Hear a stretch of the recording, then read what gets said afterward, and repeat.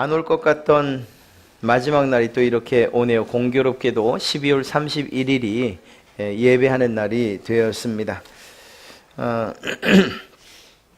아니 벌써라는 그런 말이 무색할 정도로 눈 깜짝하니까 1년 365일이 지나갔습니다. 만약에 아직 이런 세월의 속도를 느끼지 못하겠다, 그분은 아직 젊은 겁니다. 아직 젊으신 겁니다. 어르신들이 빠르다, 정말 빠르다, 참 빠르다 하시던 말씀이 새삼 저에게 공감되는 걸 보면 제가 아직 이제는 젊지 않은 듯 싶습니다. 죄송합니다, 어르신들 앞에서. 지난 1년 연초에 우리가 덕담을 하면서 새해를 시작했지요. 새해 복 많이 받으세요. 바라는 일 모두 이루어지길 바랍니다. 건강하세요.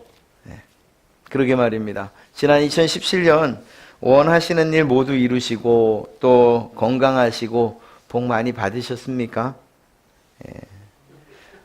뭐 이게 웃음으로 그냥 이렇게 하하하 그런 것 같기도 하고 아닌 것 같기도 하고. 그러게요. 지난 1년에 어떤 공과를 좀 따져보려고 하는 게 아니에요. 그냥 뭘 잘했고 잘못했고 하는 이런 이야기는 아니고요. 그러니까 집을 나서는 사람이 거울 한 번 더 보는 것처럼, 또 방 정리 좀 잘 됐나 이렇게 한번 휙 둘러보는 것처럼 이제 새로운 2018년에 문을 열기 전에 한번 되돌아보자는 거죠. 모든 사람들에게 있어서 이 삶을 되돌아본다는 것은 참으로 의미 있는 그런 일이기 때문입니다. 특히나 우리 그리스도인들에게 있어서 내가 걸어온 그 길들을 되돌아보는 것은 아주 큰 의미가 있어요. 여러 가지 면에서 의미가 있는데 세상 사람들이 말하는 것 말고도 어떤 의미가 있는가? 하나님과의 관계를 재정립할 수 있는 그런 기회가 되기 때문입니다. 하여간 오늘 비록 짧은 시간이지만 그런 의미 있고 중요한 시간들이 되시기를 축복합니다. 오늘 본문은 광야 생활 40년 그 시간을 마치고 나서 이제 약속의 땅 가나안을 앞에 정말 코앞에 두고 있는 이스라엘 백성들에게 모세가 고별 설교를 한 그러한 내용입니다. 이제 너희가 저 땅에 들어가면 그러면 이렇게 해야 된다, 이렇게 얘기하는 거예요. 안타깝게도 모세는 자기는 못 들어가죠. 하나님께서 허락하지 않으셨어요. 그래서 이 고별 설교를 한 다음에 그리고 자신은 느보산으로 가야 되는 이러한 상황입니다. 하나님께서 애굽 땅에서 일으키셨던 그 놀라운 능력들을 봐왔고 그리고 그것들을 행해왔던 그러한 모세 입장에서 40년이란 세월을 이렇게 되돌아보면서 아마도 감회가 새로웠을 거예요. 그러면서도 안타까운 것은 나와 함께 나왔던 그 1세대 그들이 단 2명 여호수아와 갈렙밖에 남지 않았다는 사실에 대해서도 참 마음이 아팠을 것 같아요. 하지만 그럼에도 불구하고 그들의 2세대라고 할 수 있는 자손들로 이루어진 그 사람들 앞에서 하나님의 약속을 이야기하고 그 약속이 성취되어지는 과정을 이제 이야기하려는 그런 순간, 그리고 이야기하는 그러한 내용들이 바로 이 신명기에 관한 내용입니다. 하나님이 약속하신 젖과 꿀이 흐른다는 그 가나안 땅을 향해서 떠나던 날 얼마나 정말 흥분되고 그리고 또 감격의 환호성을 크게 올렸습니까? 그렇죠?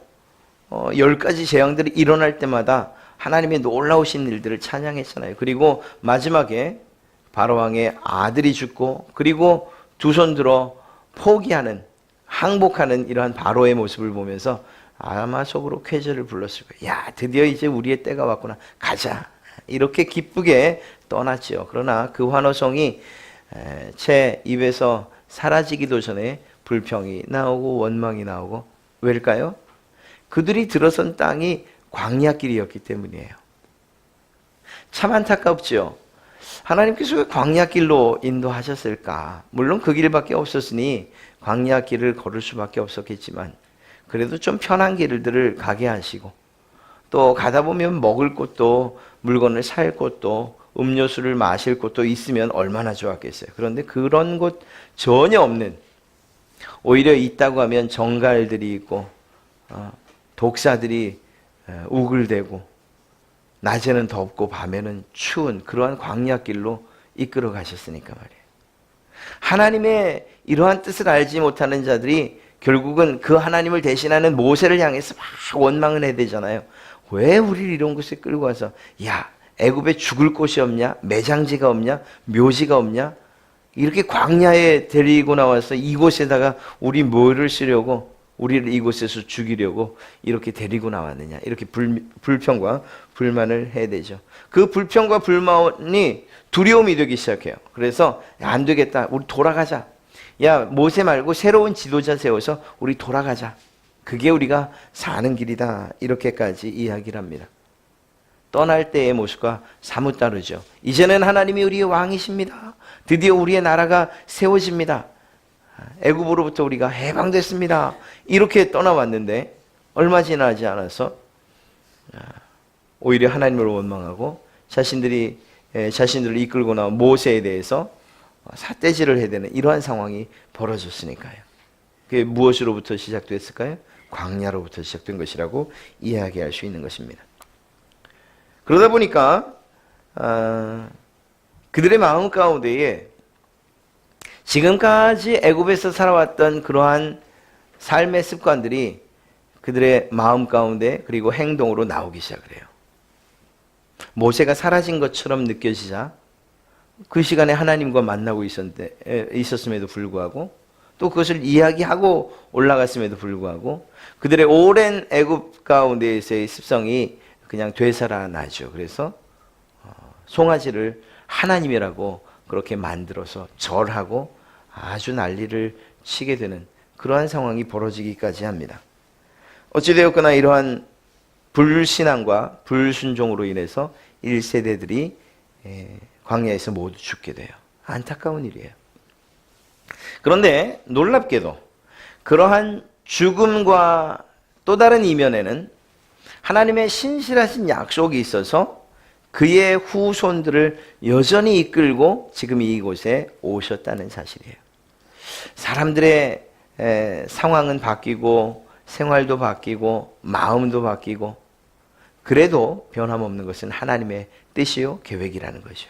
그분이 이스라엘 백성들을 향해 품으신 뜻 그리고 그 사랑이 변함없어요. 그 사랑이, 그 뜻이, 그 계획이 이스라엘 백성들을 이끌고 와서 지금 이제 가나안을 목전에 두고 있다라는 것입니다. 이것은 하나님께서 일하신 결과라고 이야기해도 결코 틀리지 않을 것입니다. 이스라엘 백성들을 돌보시고 이끄시던 그 사랑과 그 열심이 사실 오늘 우리의 뒤를 돌아보는 순간 우리가 발견하게 될 것입니다. 저는 확신합니다. 지난 1년 길다면 길고 짧다면 짧은 시간이었지만 그러나 우리가 곰곰이 생각해 볼 수만 있다면 그러면 그 1년 가운데에 일하신 다른 누구를 위해서가 아니라 바로 여러분 각자를 위해서 일하셨던 하나님의 뜨거운 열심이 있으셨고 여러분을 누구보다 사랑하시는 그 뜨거운 사랑이 있었다는 사실을 우리는 알게 될 것입니다. 이것이면 충분해요. 우리가 그 사실을 알면 새롭게 출발하는데 두렵거나 혹은 정말 불안한 그러한 마음으로 출발하지 않을 줄로 믿습니다. 왜? 지난 한 해도 지켜주셨으니 앞으로도 지켜주실 것에 대해서 그러한 믿음이 생길 수밖에 없는 것이죠. 여러분, 오늘 말씀이 마치 광야길을 40년 동안 걸었던 이스라엘 백성들을 향한 그러한 모세의 권면처럼 지난 1년간의 광야길을 걸어오신 여러분들을 향한 하나님의 그러한 위로의 말씀 되시기를 주님의 이름으로 축복합니다. 모세가 이야기를 해요. 야, 우리 기억하자.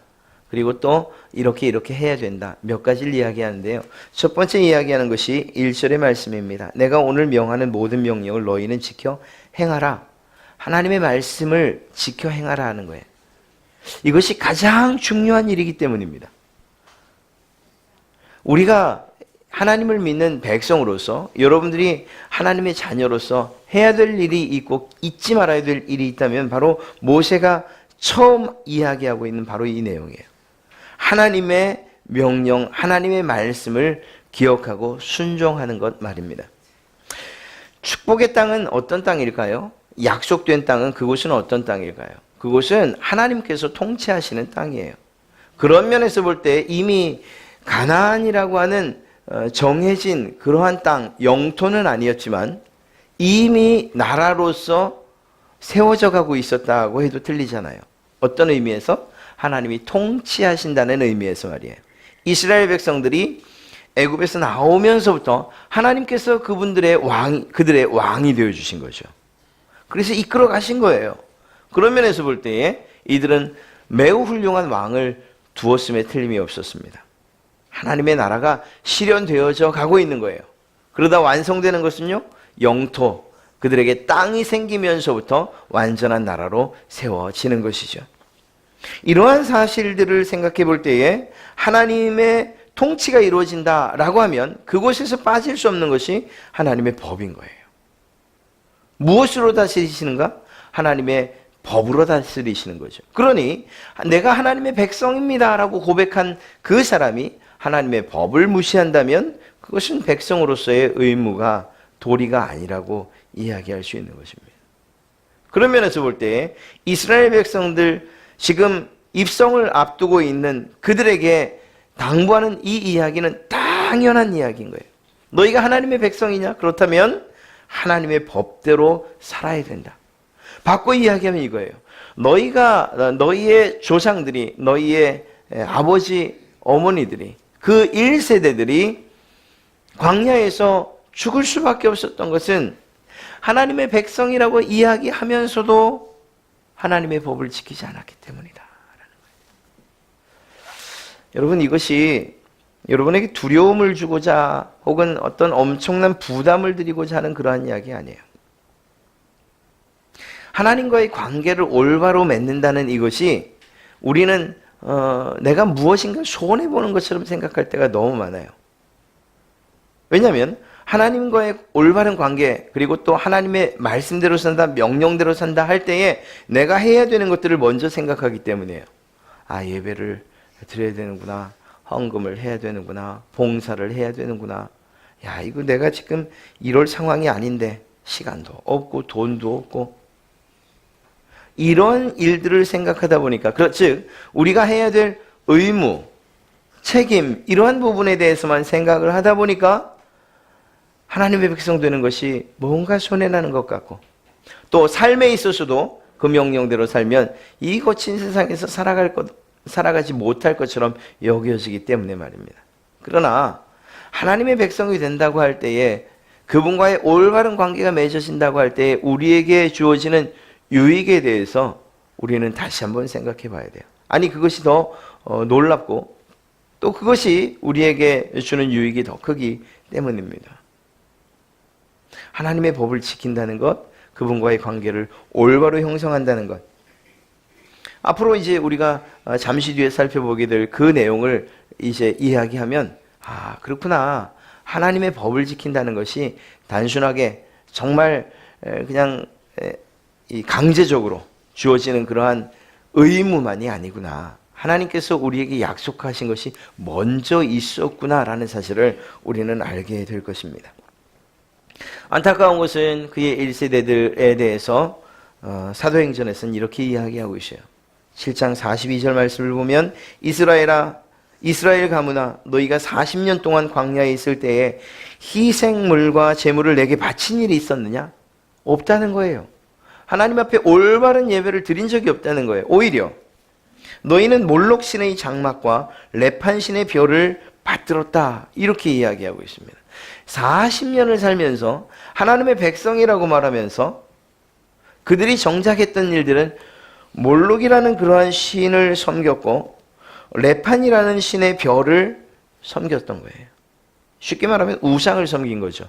하나님이 우리의 주인이십니다, 하나님이 정말 우리를 구원해 주신 분이십니다 말은 했는데 정작 그들이 했던 행동은 몰록 혹은 레판 신의 별을 섬기는 우상 숭배를 하는 일이었다는 거예요. 그러니 그들이 하나님의 진노를 사지 않을 수 있겠느냐? 하나님이 하시는 말들에 대해서 원망하고 불평할 수밖에 없는 것이죠. 하나님은 이스라엘과 언약을 맺고 그리고 거룩한 백성으로 삼겠다. 그래서 너희가 지켜야 될 십계명과 율법을 주셨죠. 이러한 일들에 대해서 노골적으로 거절하는 그 모습이 결국은 어떻게 나타나느냐? 불평과 원망과 그리고 우상 숭배로 나타났다는 거예요. 이러한 사실들을 볼 때에 너희 이 세대들아, 다음 세대들아, 이제 너희가 가나안 땅에 들어가 살게 될 때에 그때 잊지 말아야 될 것이 무엇인가? 너희가 뒤를 돌아보아 알 수 있는 것처럼 하나님의 말씀에 순종하는 것이 사는 길이다라는 것을 이야기하고 있는 것입니다. 오늘 말씀에도 있지 않습니까? 3절 후반부에 보면 사람이 떡으로만 사는 것이 아니요 여호와의 입에서 나오는 모든 말씀으로 사는 줄을 내가 알게 하려 하심이라. 하나님께서 광야길을 걷게 하신 이유가 무엇이냐? 너희가 사는 것이 먹는 것으로 사는 것이 아니라, 떡으로 사는 것이 아니라 내 입에서 나오는 말씀으로 사는 줄을 너희가 알게 하기 위함이다 라고 이야기하고 있는 것입니다.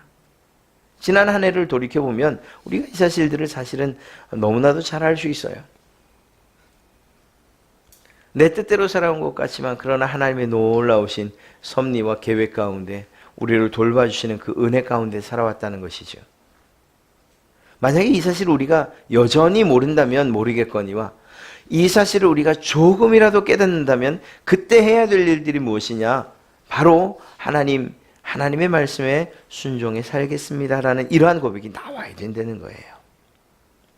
만약에 그 사실을 알고 있음에도 불구하고 하나님께서 지켜주셨음을 알매도 불구하고 여전히 내 방식대로 살아가겠습니다라고 말하는 것, 그것은 1세대들의 삶과 결코 다르지 않기 때문인 것입니다. 하나님이 우리를 부르셨을 때에 종교인으로 살라고 부르신 것은 결코 아니에요. 하나님이 우리를 부르셨다는 것은 나와 정말 바른 관계를 맺자는 거예요. 내가 아버지가 될 테니까 너는 내 아들이 되라. 내 딸이 되라. 내가 너의 왕이 될 테니까 넌 내 백성이 되거라. 이러한 관계를 설정하시기 위해서 우리를 부르셨다니까요. 여러분, 이 관계가 여러분 안에 살아오신 그리고 지내오신 날들을 돌아보니 그 관계가 올바로 정립되어 있었던가요? 잘 모르시겠어요? 그렇게 잘 모를 수도 있겠네요. 그런데 알 수 있어요. 무엇을 통해 알 수 있냐면 먼저 우리 스스로가 그 사실을 알 수 있을 뿐만 아니라 내가 하나님께 어떻게 예배하고 있는가, 하나님의 말씀에 어떻게 순종하고 있는가 하는 이 모습을 보면 내가 정말 하나님과 올바른 관계를 가지고 있었구나, 그렇지 않구나 하는 것을 잘 알 수가 있습니다. 하나님과 정말 내가 하나님은 나의 왕이십니다, 하나님은 내 아버지십니다라고 그렇게 정말 고백하는 이가 하나님을 만나러 오는 이 예배의 자리에 나오지 않을 수가 없고, 또 그렇게 고백하는 이가 하나님의 말씀에 순종하지 않고서 어떻게 살아갈 수 있단 말입니까? 그런 면에서 볼 때에 하나님과의 올바른 관계를, 그리고 바른 관계를 맺었는가, 하나님을 정말 내 아버지로 내 왕으로 섬기면서 살았는가, 우리는 되돌아봐야 돼요. 만약 그렇지 않았다면, 그래서 조금이라도 이스라엘 1세대들이 했던 그러한 정말 하나님께서 기뻐하지 않는 일들이 기억나신다면 이젠 돌아오셔야 돼요. 왜냐하면 이 날이 기회이기 때문입니다. 새털같이 많은 날이라고 말하지 마시고요. 오늘이 마지막이라고 생각하시고 내일 또 하루 주시면 내가 그 은혜로 살아갑니다라고 생각하세요. 그리고 그 날을 하나님께서 기뻐하시는 날로 만들어 나가셔야 될 줄로 믿습니다. 하나님과의 관계를 올바로 하시는 여러분, 또 그렇게 되기를 원하시는 여러분, 다음 한 해에 여러분들에게 부탁하고 싶은 일이 있다면 예배에 성공하시는 분들 되시길 주님의 이름으로 축복합니다. 여러분들이 하나님, 나는 정말 하나님 없이는 살 수 없어요 라고 말한다면, 그렇게 고백하셨다면, 그렇다면 그 말이 여러분의 삶으로 나타나서 예배와 그리고 말씀에 대한 순종으로 나타나야 되기 때문입니다. 그런 면에서 오늘 이스라엘 백성들을 향해서 모세가 이야기하고 있는 너희는 지켜 행하라, 하나님의 모든 명령을 지켜 행하라 라고 하신 이 말씀은 무엇으로 나타나야 되느냐? 하나님만을 온전히 섬기고 예배해라 라는 그러한 행동으로 나타나야 되는 거예요.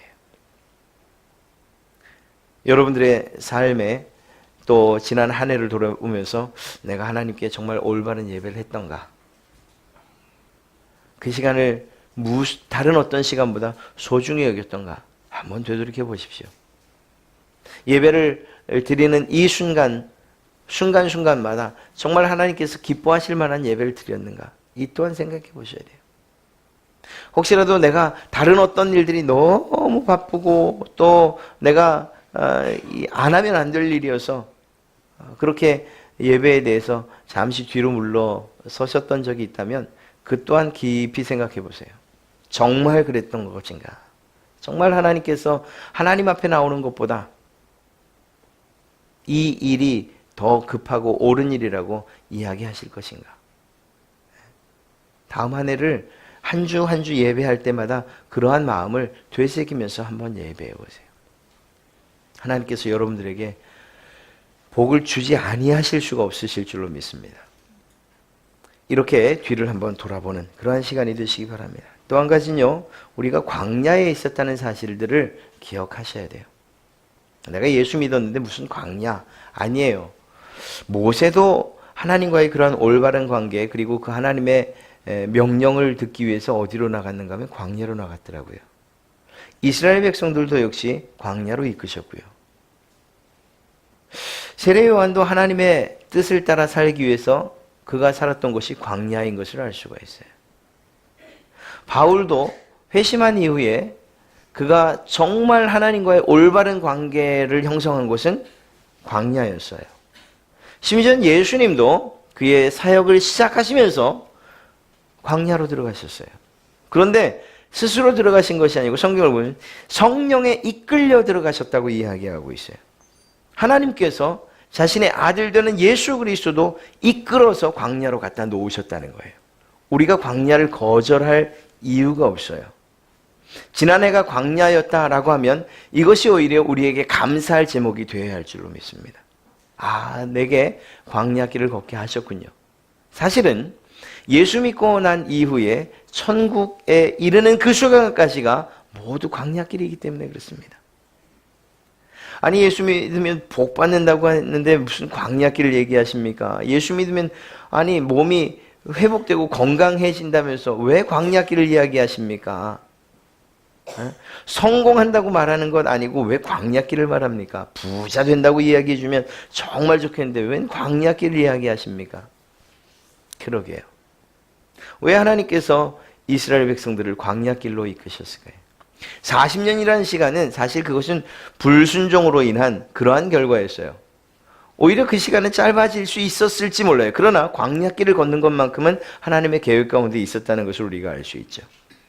놀라운 것은 그 광야길에서 하나님께서 베푸신 그리고 목적하신 바가 분명히 드러나기 때문인 것입니다.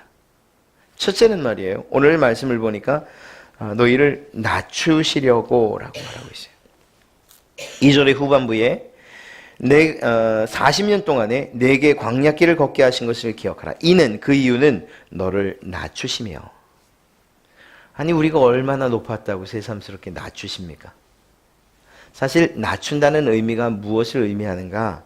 그것은 내가 나 혼자 살 수 있습니다 라고 말하는 것, 이것이면 충분히 높아진 것이라고 이야기할 수 있어요.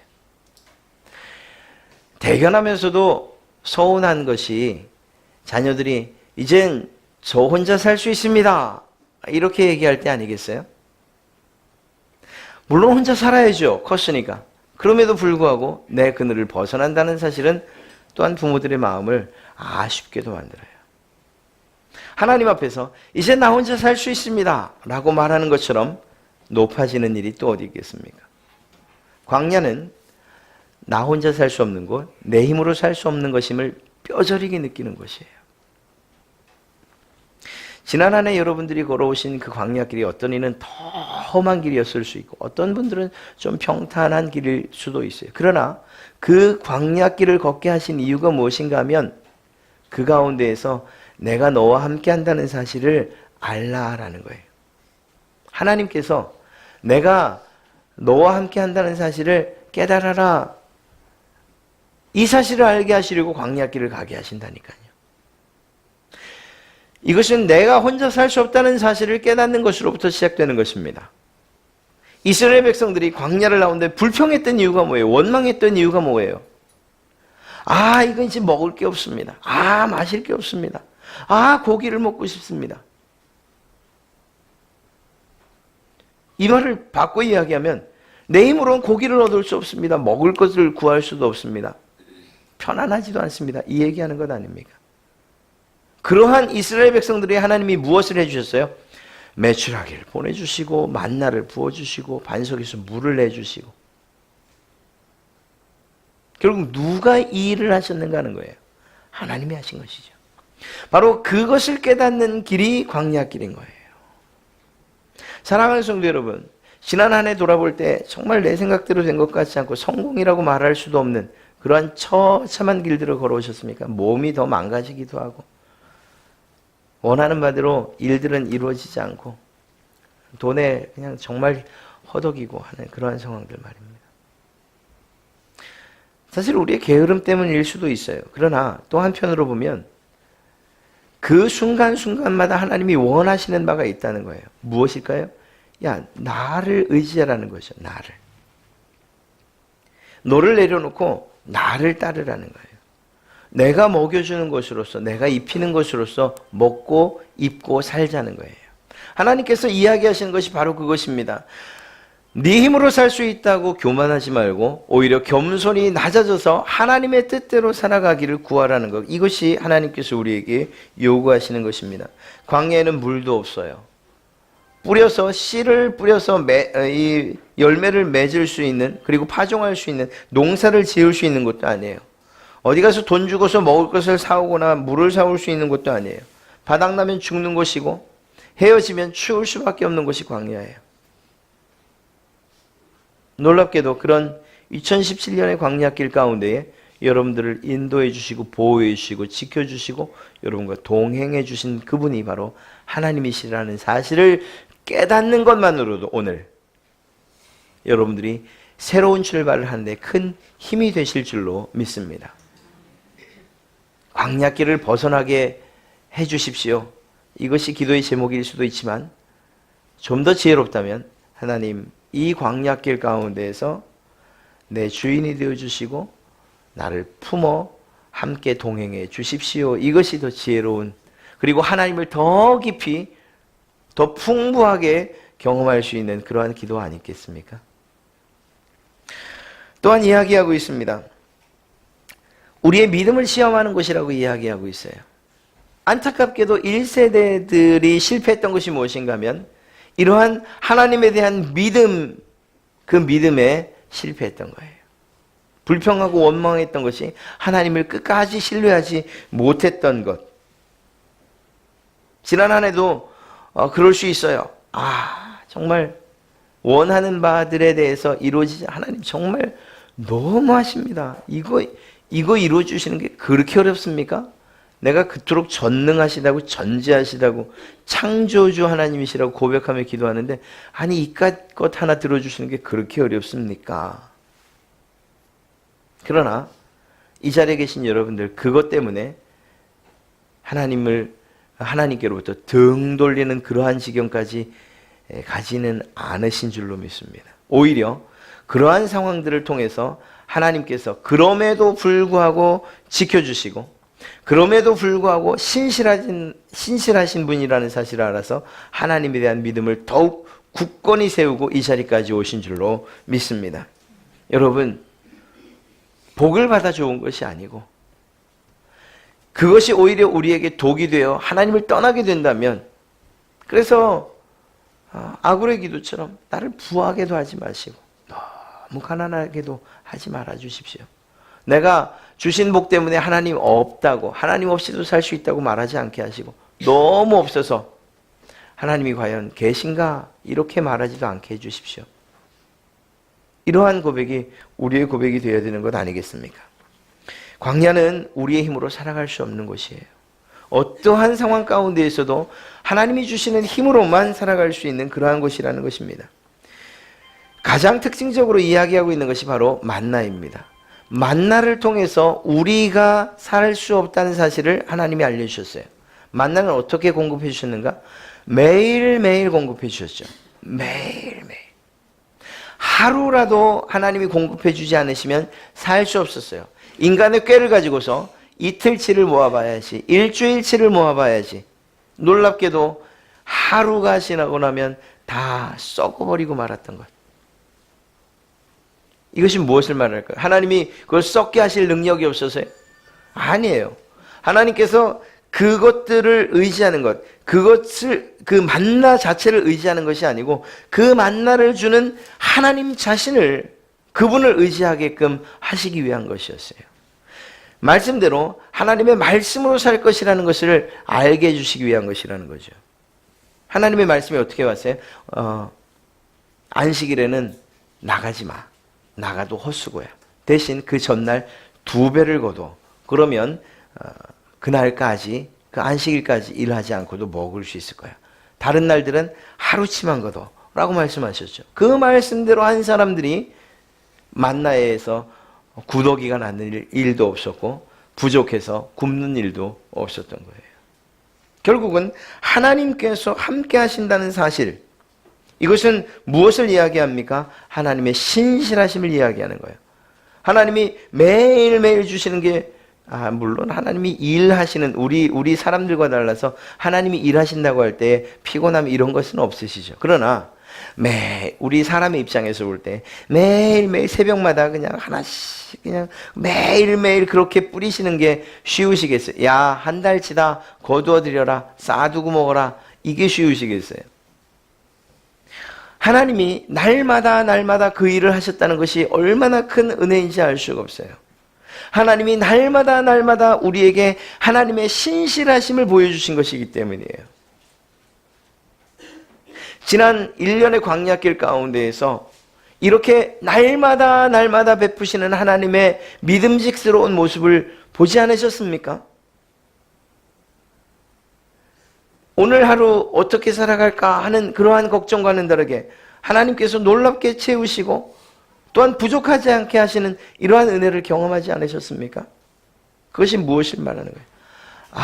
광야길에선 하나님 없이는 살 수 없구나 라는 사실들을 깨닫게 하시고자 함이죠. 앞서 이야기대로 하면 하나님의 말씀에 순종해서 살 수밖에 없다는 고백을 우리에게서 듣기 원하심이었던 것입니다.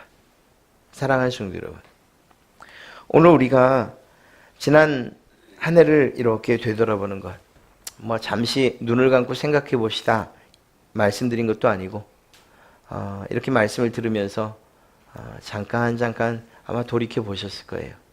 그렇죠? 저는 그렇게 생각을 합니다. 이것이 똑같지는 않을 거예요. 똑같지는 않지만 그러나 하나님께서 베풀어 주신 은혜가 있기에 이 자리에 다 나오신 것이라고 저는 확신합니다. 바라기는 다음 한 해에 그 하나님의 은혜를 더 깊이 경험하실 수 있는 그런 여러분들이 되기를 바라죠. 하나님과 늘 동행하는 것이 너무 기뻐서 그것만으로 충분한 기쁨의 조건을 삼는 여러분들이 되기를 바라죠. 에녹이 믿음이 있는 사람이라고 칭찬을 받습니다. 그런데 에녹이 한 일이 무엇인가? 별거 없어요. 그냥 영어 성경을 그대로 직역하면 에녹은 하나님과 함께 걸었다, 이게 다예요. What with you, with God. 그냥 그게 다예요. 그게 전부예요. 하나님과 함께 동행하는 거예요. 여러분들이 가는 길이 어떤 길인지 모르지만 그 하나님과 함께 가는 거예요. 예배하러 오실 때만 하나님을 찾는 게 아니고요. 이 자리에서 나갈 때도 주님 손 붙잡고 나가는 거예요. 우리가 매번 그렇게 하듯이 말입니다. 어두운 터널 같은 길이라 하더라도 하나님과 함께 걷는 길이에요. 사망의 음침한 골짜기라 하더라도 하나님과 함께 손잡고 걷는 그것. 이것이 진정한 은혜이고 또한 우리가 다음 한 해에도 소망할 하나님의 은혜인 줄로 믿습니다. 겸손히 낮아져서 하나님 없이 살 수 없습니다라고 고백하시고 그때 그 하나님께서 여러분들에게 베푸시는 먹을 것에 대한, 입을 것에 대한 그것들이 헤어지거나 떨어지지 않게 하시는 은혜를 경험할 뿐만 아니라 이 세상의 모든 것 주인 되시는 하나님께서 여러분들에게 베푸시는 그러한 은혜에 대해서 더 깊이 감격하고 감사하는 일들이 차고 넘칠 줄로 믿습니다. 가능하시다면 오늘 송구영신 예배 드리는 시간 조금 일찍 나오셔서 10분도 좋고 20분도 좋아요. 한번 묵상해 보세요. 하나님께서 지난 한 해 내게 베푸신 은혜가 어떤 것들이 있는가? 그 은혜를 내가 혹시 모르고 있었던 것은 있지 않은가? 그런 순간은 있지 않았나? 이러한 것들을 깊이 묵상하신다면 우리에게 주시는 새로운 한 해가 또 새로운 하루가 그리고 내일 떠오를 그 아침의 햇살이 더욱 찬란하게 비치는 것을 우리가 경험하게 될 줄로 믿습니다. 하나님의 은혜를 깊이 묵상하심으로 또 다른 하나님의 은혜를 기대하시는 그러한 여러분 되시길 주님의 이름으로 축복합니다.